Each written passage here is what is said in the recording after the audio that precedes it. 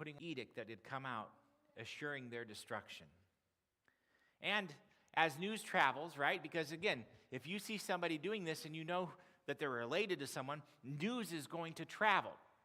So even though Esther is in the palace and Mordecai is out in front of the king's gate, you better believe that word of this is going to reach her.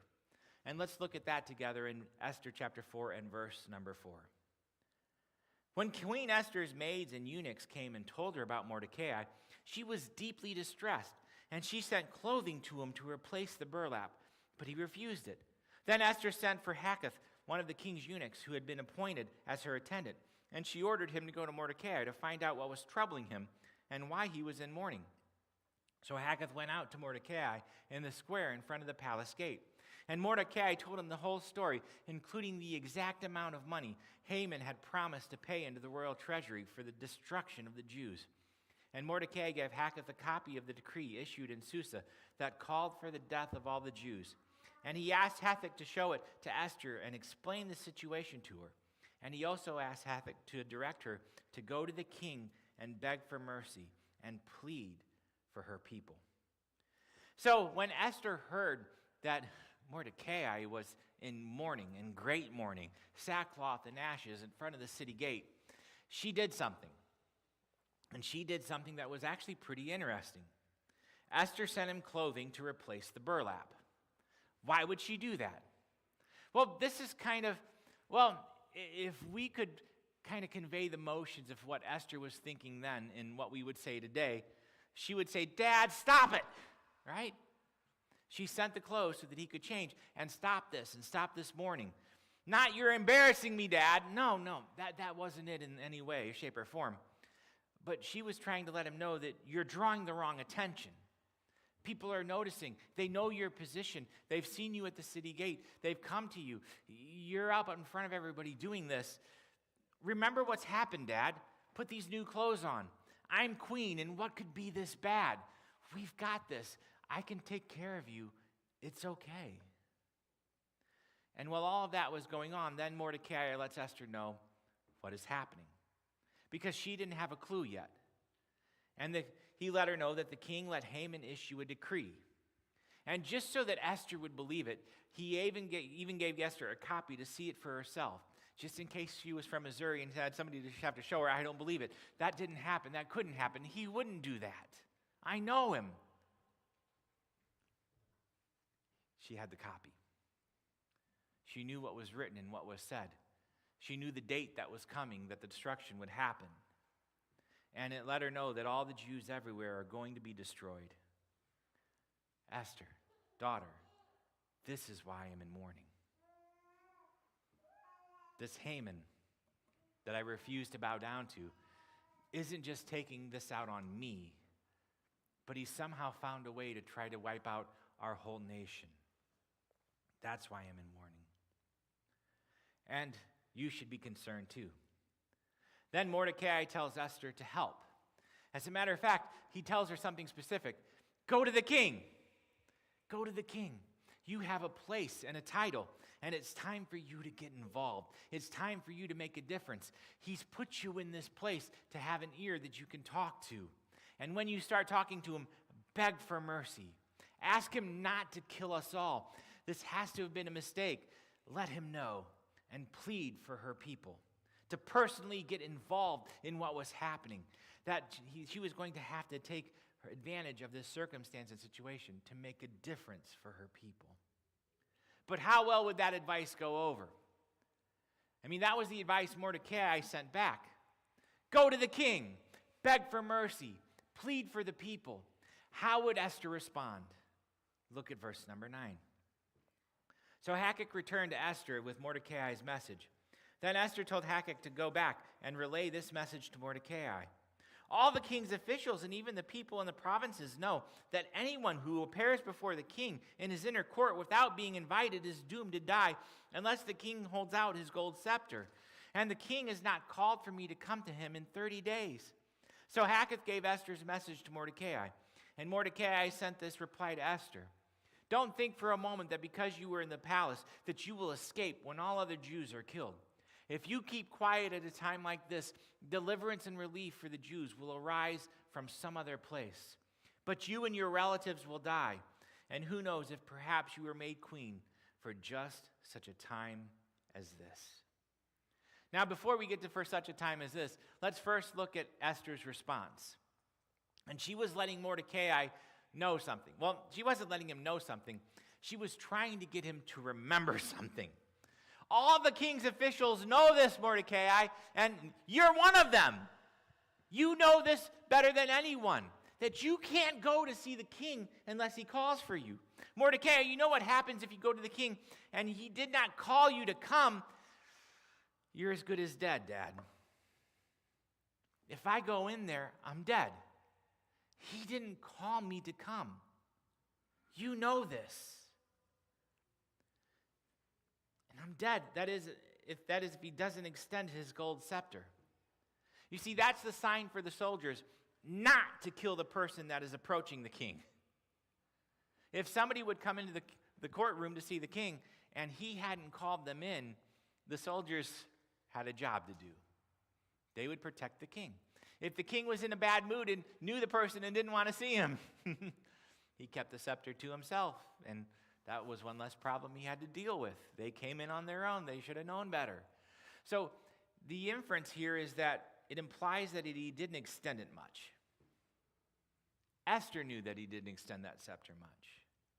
The palace is probably full of stories of people who tried to get in, that they wanted to really see the king to plead their case, and they never made it out. She knew Mordecai was asking her to risk her life for Israel. She knew what he was asking. But look at Mordecai's response. He told Esther, don't think that just because you are queen that you will escape being killed. Esther, dear, it's going to become known. You won't be able to hide it. If all of his sons come after me and try to wipe out my family, one of them is going to say, what about her? It's going to become known. And if you keep quiet, God will raise help up from somewhere else. But Esther realized it will be too late for us. Remember, Haman is so upset and irate because Mordecai is not bowing down. So if anyone else, any other Jew is killed or not killed, you better believe that that Haman is going to make sure that Mordecai goes down and his family with him. It'll be too late for us. And then he tells her, perhaps you were made queen for just such a time as this. You see, Mordecai was believing that God was up to something, that God was doing something. It wasn't just a mere coincidence that Esther came to him, went to the king, and ended up becoming queen. I think he was thinking and believing that God had put her there for a reason and a purpose. And Mordecai, in faith, knew that something could happen. And he was asking Esther to take a step of faith. But Esther must now take her own step of faith. She had to trust God for herself, had to trust God for her future. Not just bask in her position, but use that position to make a difference for her people. And that's what she was facing. But let's be honest, that same question could be asked of each of us today. And we've got to understand where we are and where we're living. I mean, we believe that our time is getting short. I think we all can look around and see that. We understand that spiritual darkness is growing in our world. It's really not that hard for us to see. We see America, we see what's happening around the world. We can grasp we're getting shorter and shorter in the time that we have. And we know better than anyone just how crazy our world is and how hard it is to stand up for God today. And because we know what our struggles are, we should grasp something as well. We also need to grasp that God has placed us right here in the middle of it all. He has specifically had you here at this time and at this place. Not just to be a light that shines, but He's placed us here to have an effect on this world. And that's why we are being called to take a step of faith and understand God's desire to use each and every one of us, even if it cost us everything. Because that's what Esther was being asked to take. Her step of faith knew that if this didn't work out how God was going to do it, that it was going to be the last thing that she did.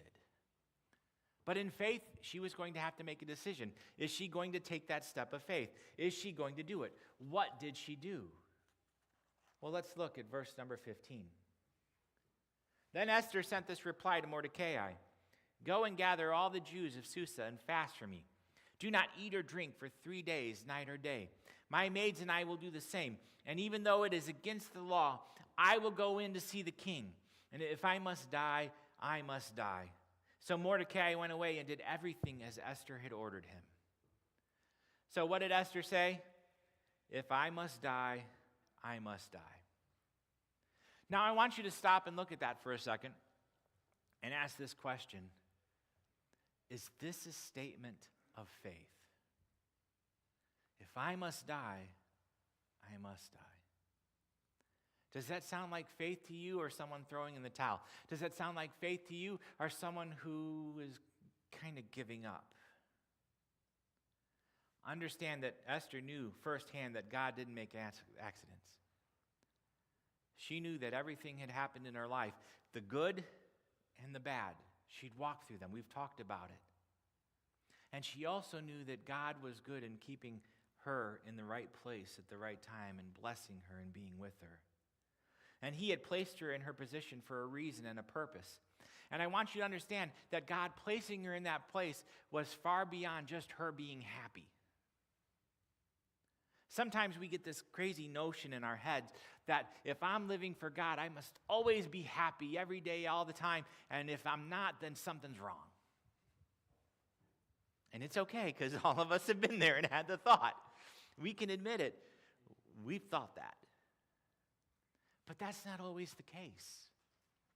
Sometimes the things that God asks us to do or wants us to do is hard. So much so that I want you to see that she was even willing to lay her life down. And if that was what God was calling her to do, she was going to be willing to do it. I think it was a statement of faith. That no matter what may happen, she was going to trust her God in being with her and helping her and watching over her, no matter what was coming her way. But before she did anything, she had the believers fast and pray. For 3 days, Esther had everyone do two things. First, she asked them to pray. She called everyone who believed in God to join her. And they were going to pray for us at a specific time, a time of focus. For 3 days, they were going to pray and pray for God to move. Pray for God to save them. Pray for God to make a way. Pray for God to change the circumstance and the situation. The laws of the Medes and Persians can't be changed, but God can do something. And they fasted. They went without food for those 3 days. Also something that can help us get closer to God. You see, they deprived themselves of food to make themselves more open to hear from God. And I wish I could tell you I know how this works. But I know how it works. But I don't know how it works. But it works. That there's times if we really need to go after God or need to find out something from Him, we can take some time out of feeding our face. And let's be honest, you can look at me and tell I don't miss many meals. I got it. I understand. And understand that by doing this,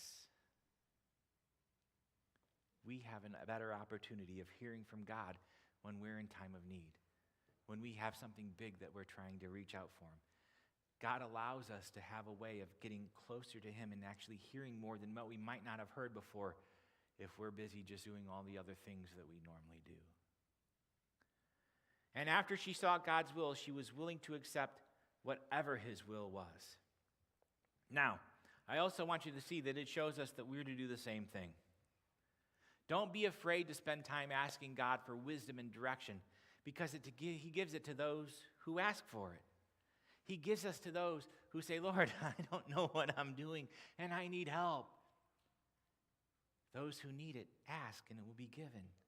He wants us to come to Him, knowing that we can come to Him with whatever it is. He wants us to come. But if you think God is going to do something, we also have to understand that it's always going to require action. A lot of times, though, we think, Lord, let somebody else do it. But if we're feeling God move in our hearts and our lives, please understand that that action is probably going to come from us. Look at what happens to Esther in chapter 5 and verse number 1. On the third day of the fast, Esther put on her royal robes and entered the inner court of the palace, just across from the king's hall. And the king was sitting on his royal throne, facing the entrance. And when he saw Queen Esther standing there in the inner court, he welcomed her and held out the gold scepter to her. So Esther approached and touched the end of the scepter. So on the third day, after the time of praying, after the time of fasting, after Esther knew that God was calling her to do something, and she didn't know how it was going to turn out, she didn't know what the ending was going to be, she had no clue what was going to take place, I want you to see that Esther got all dressed up. She wasn't getting dressed up to be fancy for the sake of being fancy. I want you to see that she wore what she would wear if she was called before the king. You see, she had normal palace wear that set her off as the queen above everyone else. But there was some special clothes she had to put on if she was going to stand in the king's presence, in the king's hall before him. And she put those clothes on. She could have wore the normal palace clothes and came running in like, it's an emergency, king, it's an emergency. But that's not what she did. She came in dressed up. She was dressed like this was already going to happen, and that she didn't have to worry about what was going to take place. In faith, she was going to go before the king, and she was dressed like she was already been called to come in before him. And I want you to see that she entered the court like someone who was not afraid. And I want you to know that King Xerxes saw many people who came in that way unannounced, and they came in afraid. They came in knowing that their lives could be at risk unless that scepter was handed out. And the scepter wasn't handed out much. And King Xerxes saw all this. As a matter of fact, we're told that when the king saw her, that he welcomed her. She didn't receive a warning, but a welcome. Nope, stop there. Turn around. Go back. No, he didn't say that. Because God had already done something in his heart. However it works, whatever happened, God was working on him that when he saw her, he wanted to know more. And we're told that he held out his gold scepter. That meant for Esther, as the guards were turning towards her with weapons out, that her life was spared. And then I want you to see that Esther does something that is kind of weird and different, all right? Esther approaches and touches the end of the scepter. Why? It's specifically recorded there for us so that we can grasp and understand what was happening. And I want you to understand that she was thanking him for his grace. Humbly coming up, touching the scepter and bowing down before him. And the king knew right then and there that she was loving and thanking him for his act towards her. So God is doing something. God kept her safe. So something is going to happen and take place. But all of it required a step of faith. She didn't die just walking in. The king might be disposed to hear. But it stretched her all the same. It pulled her in a way that she probably had never been pulled before. And she had gone through a lot. We've covered it. But this event caused her to have faith in a way that she never had before. Which brings me back to that question that I started with. Has God ever tried to stretch you to do something where you had no clue how it would turn out? Because we see what Esther did when the same thing was happening to her. We saw a step of faith. If I die, I'll die. A call to do something that seemed crazy in the natural. I can't go in because I'll die. If he doesn't hold that out, that's it for me. That's curtains, and I just got here. But do we have the faith to do it? Esther did. She showed us that we have the ability to trust in God and to know that if he's stirring in our hearts and calling us to do something, that we can have faith in him. But what about the New Testament, Pastor? Great, that's an Old Testament story. But do we still have the ability to do this? Well, there was one of the disciples by the name of Peter who knew a thing or two about all of this, and he wrote some of his wisdom down in the book that he penned. In 1 Peter chapter 1 and verse number 3, we read this: "All praise to God the Father of our Lord Jesus Christ. It is by his great mercy that we have been born again, because God raised Jesus Christ from the dead. And now we live with great expectation, and we have a priceless inheritance, an inheritance that is kept in heaven for you, pure and undefiled, beyond the reach of change or decay. And through your faith, God is protecting you by his power until you receive this salvation, which is ready to be revealed on the last day for all to see. So be truly glad. There is wonderful joy ahead, even though you must endure many trials for a little while. These trials will show that your faith is genuine. It is being tested as fire purifies gold. And though your faith is far more precious than mere gold, so when your faith remains strong through many trials, it will bring you much praise and glory and honor on the day when Jesus Christ is revealed to the whole world. You love him even though you've never seen him. Though you do not see him now, you trust him, and you rejoice with a glorious, unexpressible joy. And the reward for trusting him will be the salvation of your souls." So in trying to show us what we have and what's available to us, Peter tries to get us to see, look at what we have because of Jesus. We have a priceless inheritance, something that we've never earned but is there for us. It's there for us because it's part of his love for each and every one of us. And he tells us that it's being kept for us until we get there. And that means that nothing can change or stop what God is going to do for us. There's not nothing that man can do. There's not nothing that this world can bring our way that can change God's love for us and his reward for us. It is ours. And then Peter tries to remind us that God is going to protect us until we get there. That nothing will ever be able to separate us from the love of God. No height, nor depth, nor anything else. Nothing can stop that from happening as long as we hold on.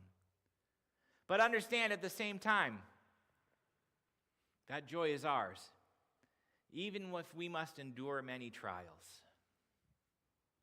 And Peter uses a wonderful phrase, "for a little while." Now, at this time in Peter's life, he's one of the last remaining disciples. He had seen many of his friends and followers go by the wayside. This one killed, this one killed, this one killed. He understood that yes, there will be enough tough times that we must go through because he's gone through them. But he calls them and tells us that they are small and insignificant compared to what our inheritance is. And he's trying to get us to see the difference of the two. Look at what God has done for us. And these hard things that we're going through are like they're on a scale. And no matter what we put on this side is not going to change and make it any different. What God's done for us is always going to outweigh whatever problem or circumstance or tough time that we're going through. Oh, but Pastor, there's this, and I'm going through this as well. But I want you to know it doesn't bring that scale down at all. And he wants us to remember that. And he tells us that these things will show what your faith is like. When you face those things and you hold on, when you take that step of faith,